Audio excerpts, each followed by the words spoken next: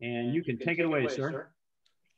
Okay, well, I'm going to go to share screen and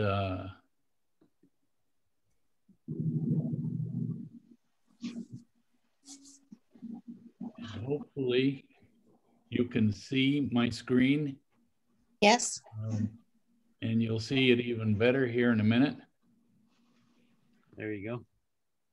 So is that legible? Can you see it? Perfect. That looks great. So if everybody would please mute yourselves, and so we can get a clear conversation, and then we'll open up the Q&A as we go forward. Very good. Well, welcome everybody. This is a topic that's near and dear to my heart and has been since I was a baby, because my parents took our family to Mexico and we became bicultural, bilingual from a very early stage, and we as a family have lived that kind of a life, which we find to be very rewarding. So in Rotary as well, I have learned that the word or term Rotary International is more than just a name. It's a truly worldwide effort. And this presentation is to fundamentally demonstrate all the different ways that Rotary Club members can participate in and appreciate the internationality of Rotary. It does not provide you a ticket to Rio de Janeiro for Carnival with me next year, but we're still working on stuff like that.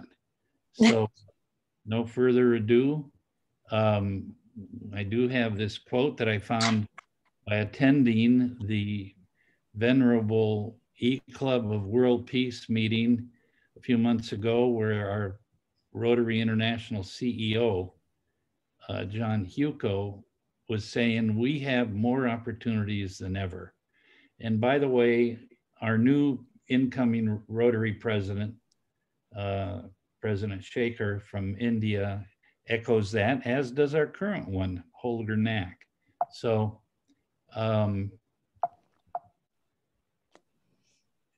what we find here is that when I go to advance, it says here, how do we do international? I think that it begins and ends at the club level with our members.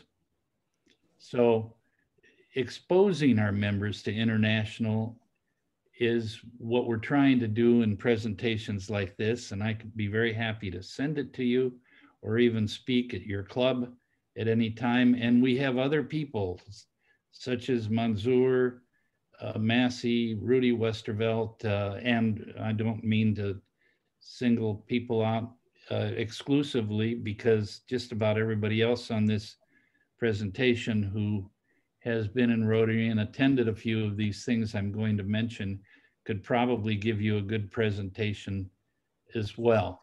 But what are some of the ways that that we offer these international opportunities? Well, there's the International Rotary Convention, the annual Rotary International Convention. And those are a lot of fun. Here are some of the logos and themes from previous ones. There's a one in Bangkok, Thailand, Sao Paulo, Brazil. Some of us attended some of these. Lisbon was the first one that Jennifer and I attended in 2013. That was a lot of fun. I was not in Rotary when the Centennial one for 2005 was done in Chicago, but we move this out of the way here. In the last Rotary International Convention that we had in person was in 2019 in Hamburg. Many of the people on this call, on this Zoom call, were there. And in 2020 and this year, 2021, we almost had conventions in Honolulu, and then this year in Taipei, but Honolulu went virtual and Taipei is going virtual as well, as you know, for this year. Next year, will we be up in 2022? We hope to be back on an in-person basis in Houston. If you want to find out more about the International Convention, there's a lot of information on Rotary.org, and you can even go to, Google is amazing. You can go to Rotary Convention Hamburg, and you'll probably end up looking at a lot of different pictures of the activities that occurred there. A vocational training team. This is another example of how we can bring internationality to our club members. The last in-person one we had is when we sent a team to Brazil. 7 Rotarians went to Brazil for 2 weeks in 2019. They discovered that there's a thing called Carnival in Rio. And so they asked whether they could go a week ahead of time on their own dime, so to speak, and take in Carnival. There were 3 men and 4 women, or maybe there were 4 men and 3 women, and there were a total of 7 people. And they had a great time, both at that cultural experience, which was the greatest show on earth, supposedly, as well as with the vocational training work that they did in the southern part of Brazil. In this case, their purpose was to study ways in which Rotary clubs connect with the community. And, a few years previously, we had another vocational training team that focused on education. Manzoor has had people go to India and focus on such things as helping with specific needs. In that year, he was very interested in helping with women in villages who needed some help learning a trade so they could improve their dowry. There's lots of ways that we can structure these vocational training teams. Another thing that we do that's closer to home, and for not surprising reasons, my favorite is Mexicali weekend. Now, we've been doing these in January. Mexicali is only 2 hours away from the Coachella Valley, 3 hours from just about any place else in our district. And they have the full gamut of needs. They have poor people, they have water situations that need addressing, they have educational opportunities with children. In this particular visit, we had people from 3 districts, over 30 clubs, 140 Rotarians from the United States and Mexico. It happened to have been cold, so you'll see that we're kind of bundled up there, but nonetheless, we went to a school that is set up to help deaf youth ages 6 to 16, and did some painting of the walls and cleaned up the property. We went back the following year and did some mural work that was very interesting. And then in addition to that, we visit another charity that is helping street kids with such things as food and discipline and some other work that we help out with. Moving along, international student exchange is something that our district has been very involved with. And because we have people in our club, which is Palm Desert Rotary Club, that are willing and capable of hosting these types of students. I have a picture here of Gustavo from Brazil, who came 2 years ago to our club. He was at Palm Desert High School.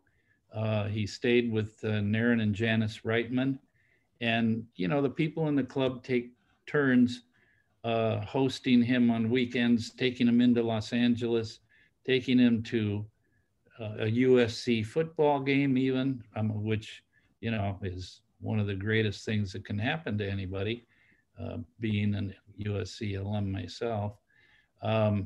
So international student exchanges, and they go both ways. We send people overseas from our high schools and we receive them. Another example of internationality, friendship exchange. Now, friendship exchange, really, this may have had a different name in the past. I can't remember exactly what it was called. But we would send and receive teams of people who come into the district from another country and spend 3 or 4 days in a certain region of our district and then move on to another region for maybe a total of a couple of weeks. And Lad Seekins, who's our longtime Rotarian in the Colton Rotary Club, has been very, very active in putting these things together. He's looking at doing one for, is it either Sweden or maybe, I just got some notice on it, but these kinds of things happen every year, and the advice is sent out to all Rotarians that provides details and opportunity to sign up for people who are interested.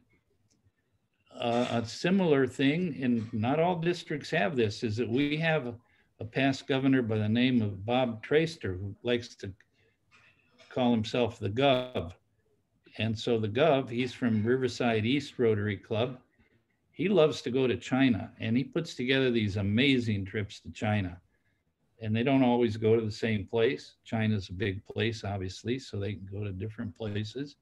And so, you know, people who sign up with chambers of commerce and churches and other organizations to make these trips, and they feel safe because they're going with their friends and they know that they're well organized. Well, in our Rotary district, we have that opportunity if you're interested in visiting China. I have personally been to China myself, so I don't need to go back because there's places I haven't been that I'll take care of. Then we have what we call twin clubs or sister clubs. Rotary calls it a twin club. A twin club is not complicated at all. And for those of us who are interested in doing things and maybe apprehensive because of the complexity of the paperwork, and I won't mention the word grants, but that does come to mind. The twin club arrangement is the easiest thing in the world, and it works like this. It's like if you remember back in high school and you wanted to ask the pretty girl or maybe the handsome boy for a date. You want to go to the prom with me? And then, of course, with bated breath, you wait and hear the answer. In the case of twin clubs, we have the opportunity to meet Rotarians from clubs, let's say in Mexicali when we go down there. And among other things, because we have a dinner on the Saturday night of the Mexicali weekend, we have good food, good drink, good music to dance to, and good opportunities to ask each other this question. Would you consider your club being a twin club or sister club with my club? Think for a minute and say, yes. What do we have to do? you fill out this certificate, and maybe you talk to your board and say, let's be a sister club with Mexicali Oriente. Now, it's one thing to become sister clubs. It's another thing to do something with it. And I'm proud to tell you that because of the sister club arrangement that my club has with Mexicali Oeste, a club of 15 members, and we started this maybe 7 or 8 years ago, we've done an enormous number of projects, and we've gotten to know each other very well. We've become friends. And for example, next week, we are taking a fire engine, a fire truck from Fontana down to Mexicali. We're going to be delivering it to the Mexicali fire captain and mayor, who are going to meet us in Calexico next Friday, a week from tomorrow, and donating a fire truck. This was made possible because of the relationship we have with our sister club. There's lots of other examples of things that can be done, but it doesn't cost any money to do it. And so highly recommended. Some of these benefits, as I alluded, you meet other cool Rotarians and engage in each other's projects. And then, yeah, you can even find a dentist that you've been looking for. One of our Rotarians in Mexicali Oeste has a son who's a top-notch dentist, US trained, got all the latest equipment, and he's got a Mexicali rate sheet, which is less than a third of what I find across the street in my US dentist office. Another example that of internationality is, it may seem indirect, but when you really stop and think about it, the engine for Rotary in many respects is the Rotary Foundation. It's through the Rotary Foundation that we are able to do the work we do around the world, including eliminating polio and so forth. And the foundation gala is something that I think every district has as part of their activities each year, where they raise money. And that money is used to support the Rotary Foundation. The gala this year is going to be a virtual gala that Governor Barry is attaching to his virtual conference in May, but we are having the foundation gala. And then there's the annual district conference. Now, the last in-person conference we had was in June of 2019.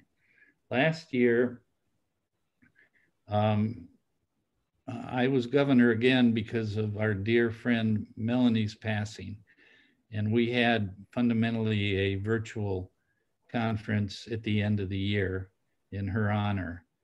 But the conference is really a party to celebrate the year. And in this case, we wanted to demonstrate how our clubs had gotten stronger. And we had another dearly departed friend, Frank Devlin, with us, past Rotary International president, as well as Jarita Solari, who's our current zone director. So the annual district conference is an opportunity to appreciate the entirety of Rotary. Our international projects are on display in a project room, so you can appreciate those and talk to people that work on them. And then we have the famous global grants, and this slide is a little busier than I like to show, but it's for people that are gonna ask me for the presentation, and then I'll send it to them and you can study this or maybe make a copy of it and put it underneath your pillow so that it seeps in through osmosis in the middle of the night. But global grants have a fairly well-defined life cycle. And the purpose of the global grant is to gather together clubs or resources from clubs internationally. In other words, in more than one country, and focus those resources on a specific project. So Helene Kalfas is our global grants chair and can help with the with the design and writing of a global grant. And there's other people in our district, including our venerable Rotary Foundation chair, Steve Yeager, who I understand is on this call, and so is our future District Governor, Dan Goodrich, who was our foundation chair for 3 whole years recently.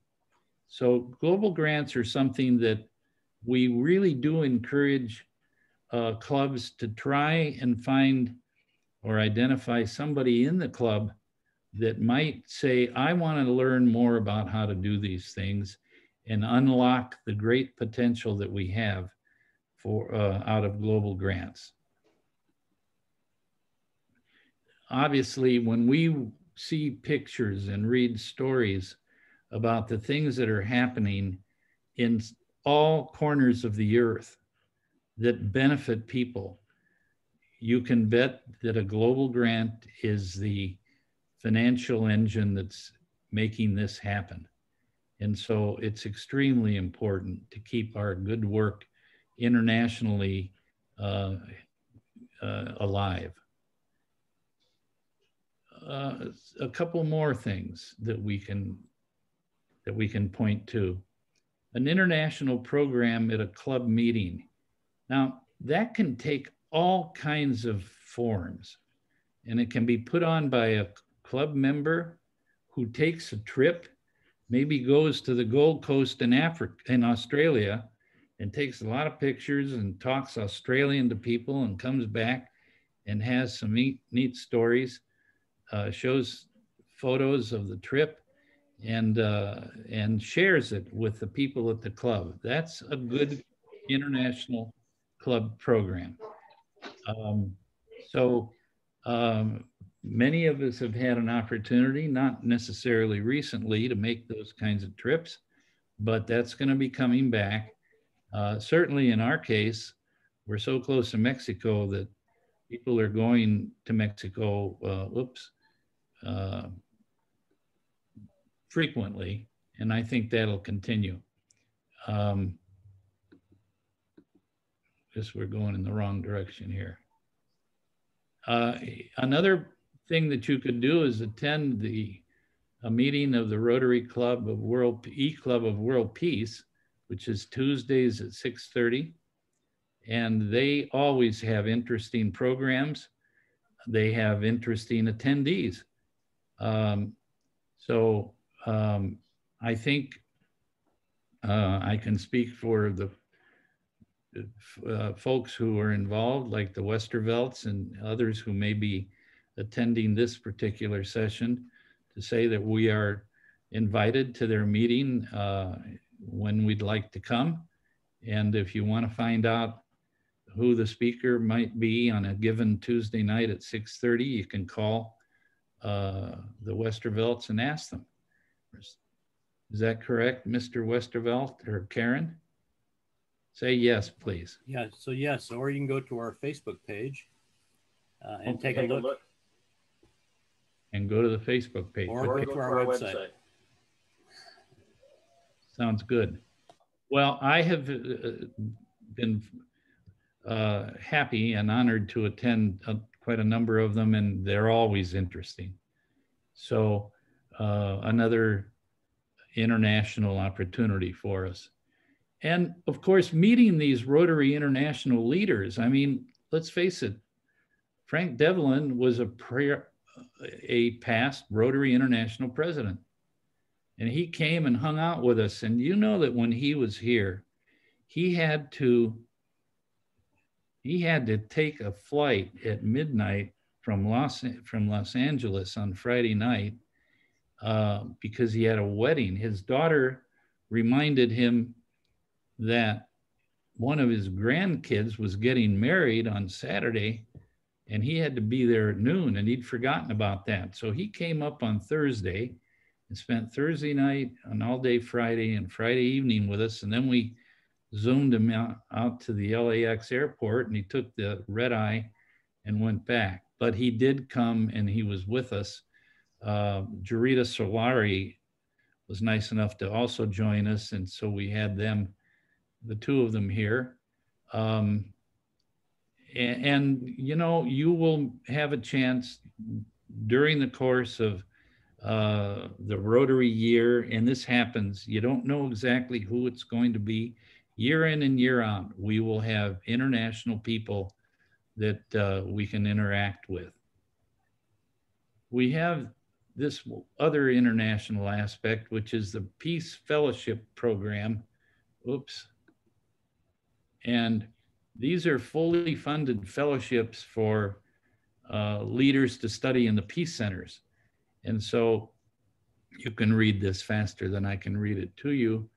But as we see peace becoming a bigger and bigger factor in the way we manage Rotary, and certainly growing in importance in the way that it's positioned in terms of capturing our attention, and with the two peace, world peace seminars that the Westervelt's put on here in the last 5 years, we've had 2 of them. This is a topic that is growing in importance. It's never too late. And obviously, all we have to do is look at peace and conflict issues, both at home and abroad, and you see that there's a lot of work that we can do. So what do we do to set up international service in our Rotary Club? It starts with making sure you have an international service chair. Maybe that chair is able to form a committee. I know many clubs are small and you say, well, we don't have a lot of members.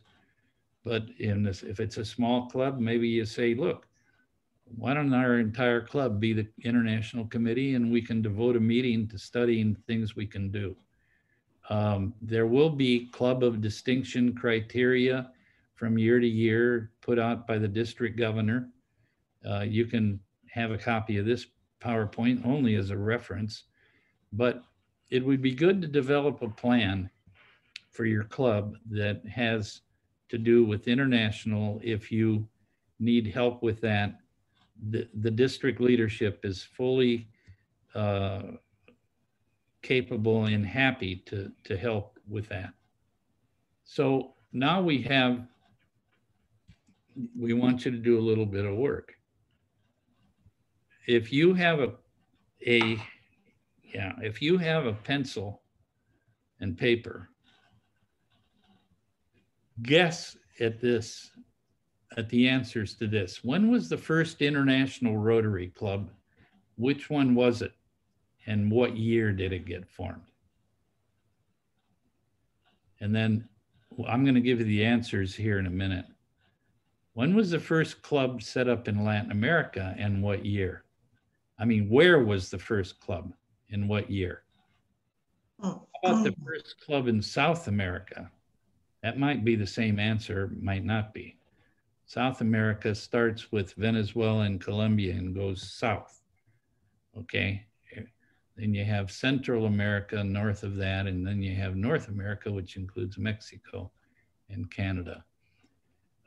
What's the total number of Rotarians in the world approximately right now, and what percent are women? And what's the total Rotarians in the United States, and what percent are women? These are pretty easy, right? And then what's the total number of Rotarians in District 5330, and what percent are women? And do you have any idea what the 6 countries are with the most Rotarians? And how about club size? What's the average club size worldwide? And what's the average club size in the United States? And what's the average club size in District 5330? Rudy probably has them all down correctly because he memorizes these every night, and Karen might too. So yeah, let's see if Rudy can answer him. So I know that everybody is, I don't know how to ring a bell or you know, but here are the answers. Our first international club was in Winnipeg in 1910. Now, Rotary was started in 1905, so it was 5 years later. The first Latin American club was Havana, Cuba, 1915. In South America, it was in Montevideo, Uruguay. And that's an interesting place. And the reason for that is that Montevideo was a very important center of commerce back at the turn of that, early years of that century. Now, the total number of Rotarians in the world a few days ago was 1.216415. And of those, 24% were women. Of that number, now you guys, if you did the math here, you'd say, what percent of the Rotarians are in the United States? 307,068. So that's a little less than 30% of the Rotarians in the world are in the US. And our percentage of women is 32.3. It's been growing. The total number of Rotarians in our district in 5330 at the end of last year was 2016. We're down a little bit from that right now. And we have 37% women. So we are higher than the average in the United States in terms of our percentage of women. The 6 countries with the most Rotarians are US and India, and then Japan, South Korea, Germany, and Brazil. The average club size worldwide is 33.6 members. In the States, bigger, 40.8, but we have some real huge clubs. The average club size in our district right now, today, I just calculated this, was 31.4. Gotcha. So those are, you know, I don't know how many of you enjoy looking at statistics, facts like this. I happen to enjoy them, and periodically I'll just say, I wonder this and I wonder that, and I'll just look it up because with Google you can do things like that. But you see, the important thing is that Rotary is an international business, and it's an active international activity. It allows us to experience internationality from a vicarious standpoint, and that, you know, we're not necessarily standing on the grounds of Christ's statue in Rio de Janeiro or of the Sydney Opera House in Sydney, but we can get pretty close to activities through our sister clubs and through our global grants, through our presentations at clubs. There's a lot of different ways that we can appreciate that. And that's really the message that I was trying to give here. So with no further ado, here's a few ways of saying thank you. Obrigado, gracias, merci, danke dir, salamat, arigato, gamsa, grazie. And with that, we'll be happy to entertain questions. Okay, would you do a stop share? There you go. Can I add something? Sure. One of the projects that we have been continually supporting and sponsoring 5330 is the thousandsmilesfoundation.org, and that is in Ensenada, Mexico. I'm on the board of Thousand Smiles, and if you go on thousandsmilesfoundation.org, at the top you can click on a link that has a whole video, and it's not too long, it's very short, but it tells you about what we do down at Thousand Smiles in Ensenada, and it's a great program for your club. So if anybody wants to go on thousandsmilesfoundation.org, click on that, and then we'll have more as they open up more. They had a small one just last weekend, but it was very limited. And as they go every 3 months and more people get vaccinated, people will be able to come down and work at the clinic as a volunteer. Okay. So I just wanted to add that. Okay, we're gonna have some questions now. I've got David Wick. You have a question? Yes, I do. I was interested in the friendship exchange. Could you explain that a little bit further? How that is set up, and just tell me how it works. The friendship exchange that we have in non-COVID years, almost every year, involves having an interest in visiting the particular country that has been selected by the Friendship Committee, which anybody who wants to join can do by contacting Lad Seekins.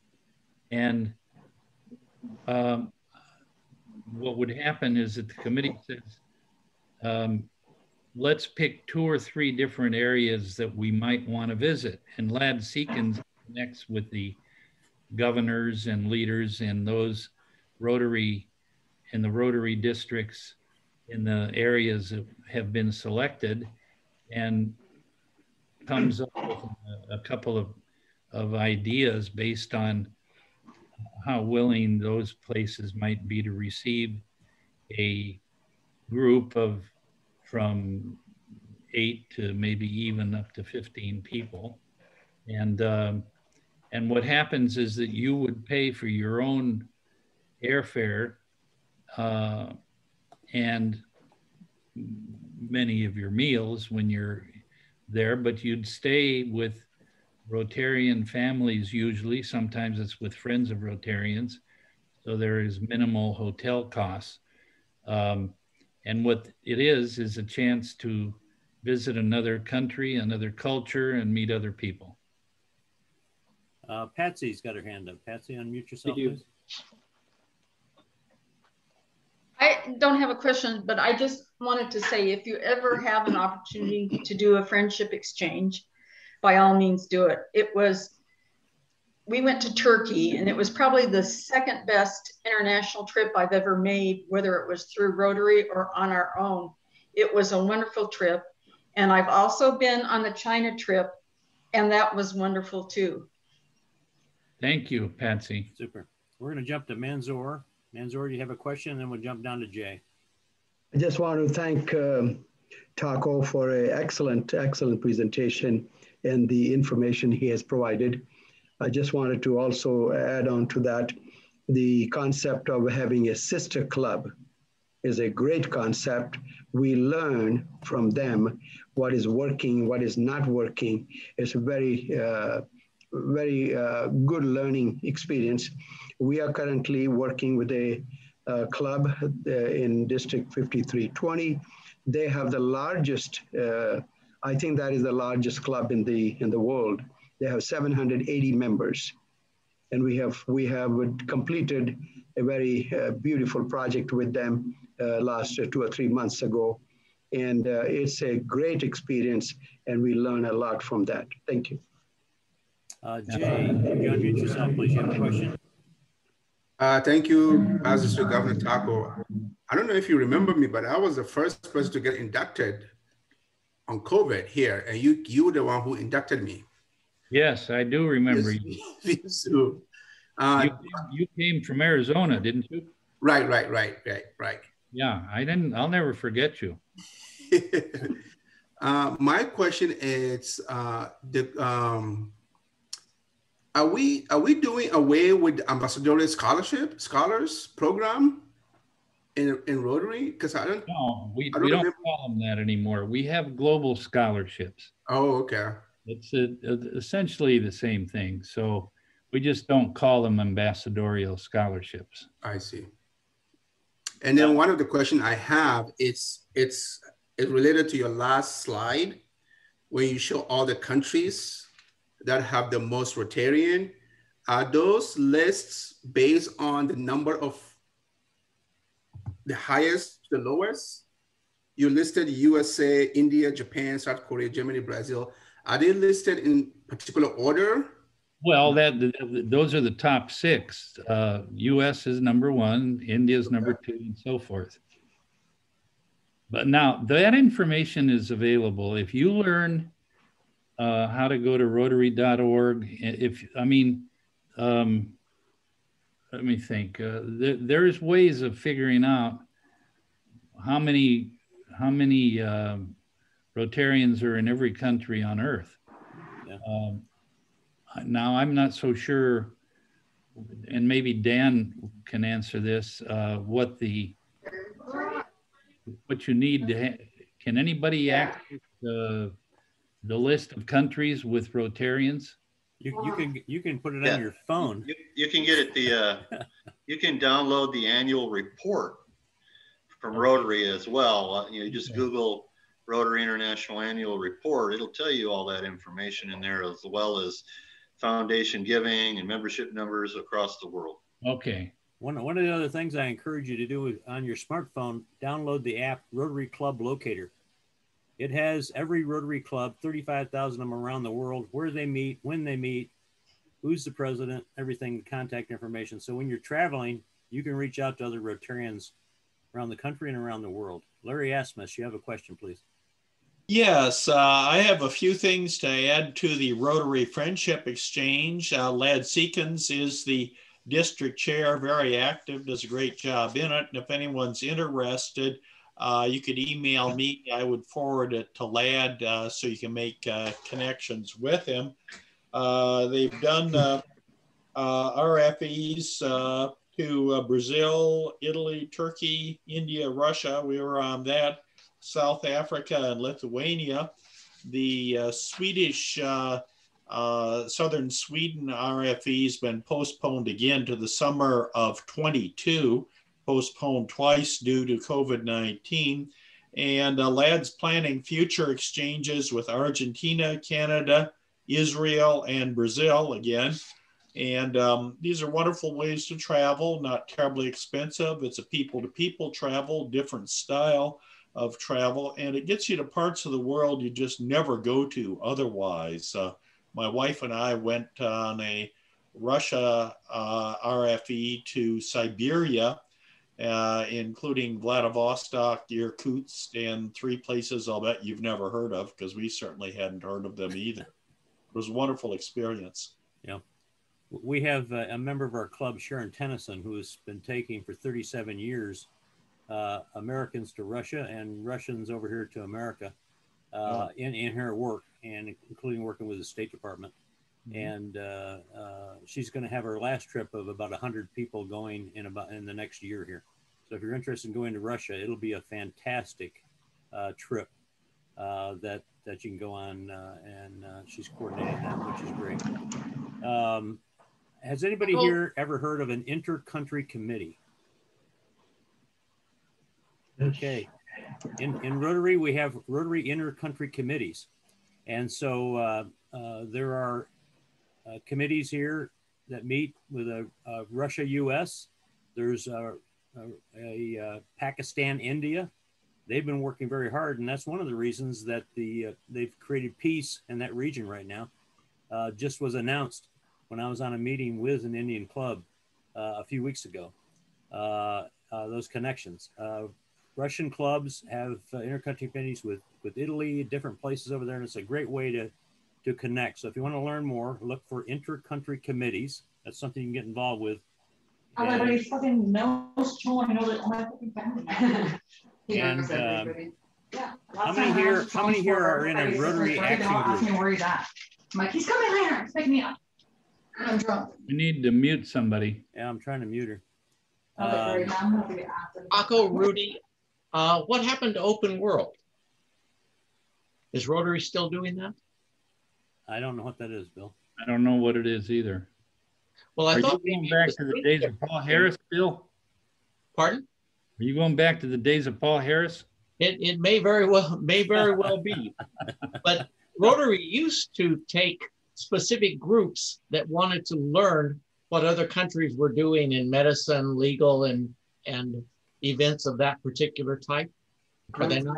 That's probably morphed into the vocational training team. Yeah, we call that VTT teams now, Bill. Very good. Yeah, I think that's what that morphed into. You can get involved. If you want to get involved around the world, you can join a Rotary Action Group. Yeah, that's right. That's another item that we need to add. And that's a great one. And also Rotary Fellowships.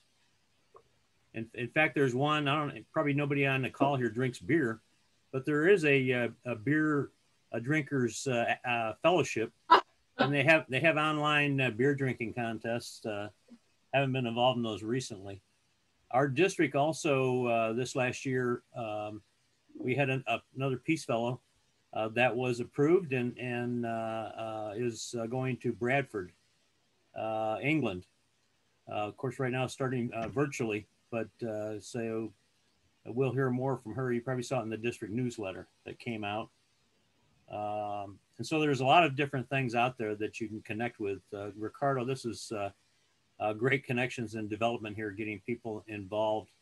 And certainly a lot of that can be through our global grants, but also I hope that our district here and each of you on the call here, when we get to June of 2022, a year and a few months from now, and we're able to go to Houston for an international convention, let's have a huge Rotary party in Houston, and let's connect with 30 or 40,000 other Rotarians from over 160 countries from all over the world together, and have a wild party and light up Houston there.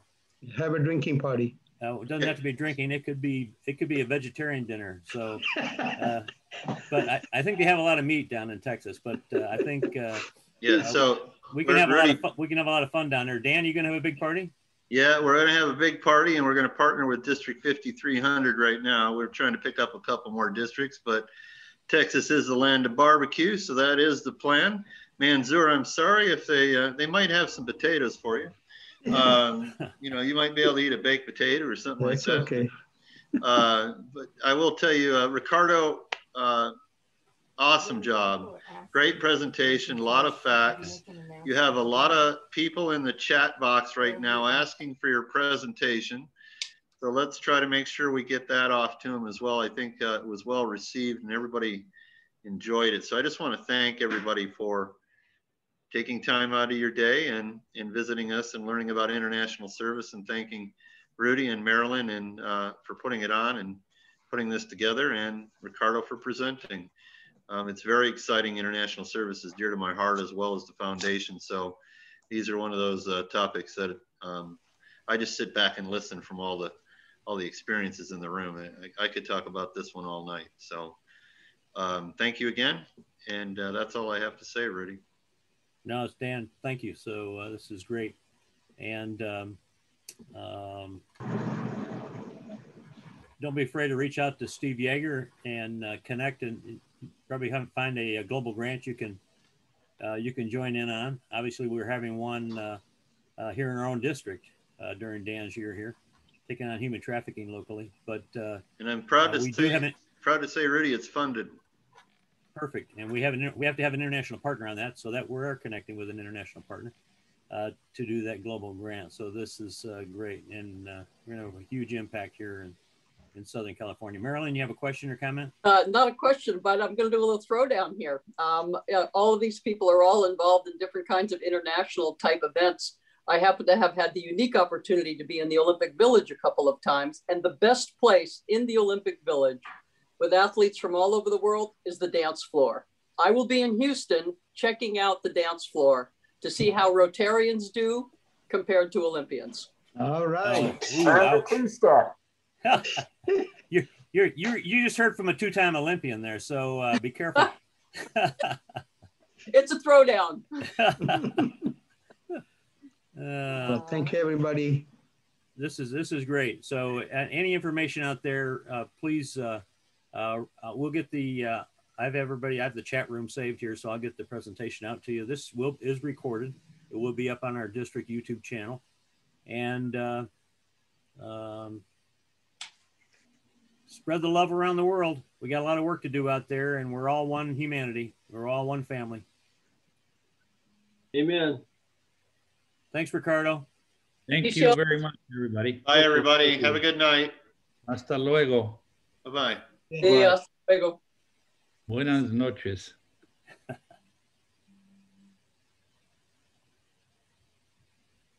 Okay.